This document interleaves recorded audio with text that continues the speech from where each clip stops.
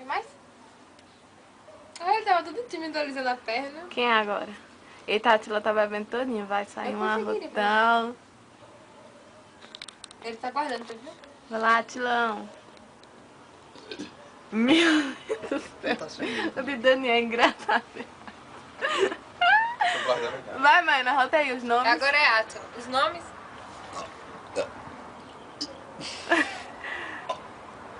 Fala aí, Daniel. Não consigo. Beto. Você fez mal.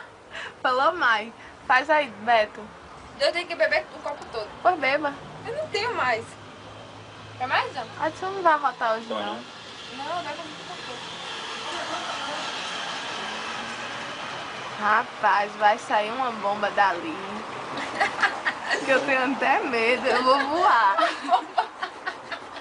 Cavalo de Troia. Se segura que a gente vai voar. Peraí, que o cavalo de Troia tá segurando o Ice. O Ice, viu? Ice, ice, ice.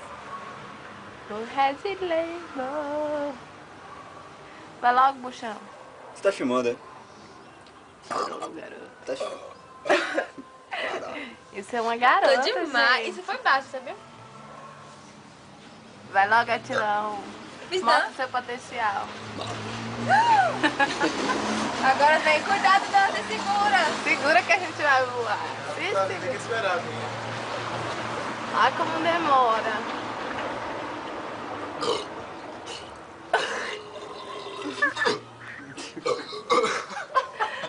Atilão, você me dá vergonha. Viu? Parece que tá Ficou muito parando e pouquinho. veio mais gás, não. E o pior é que a gente não tá esperando. Jesus. Vai chegando no descarga, puxa a cordinha. Jesus. Cadê o Lucas quer ser massa. Lucas não sei se eu vou abrir. É o que, cara? Minha visão. Nego.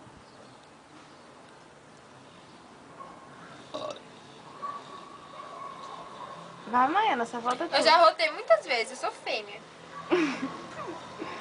Vai. Arrota uma coisinha muito bonitinha. Eu perdi. Isso foi tu? Vixe, veio o estrogonofe. São casais. Eu já rotei essa Pra vez. vocês que não sabem. São casais. Somos. Ah, maior carro novo do meu pai. Ui, não tem placa, Uau.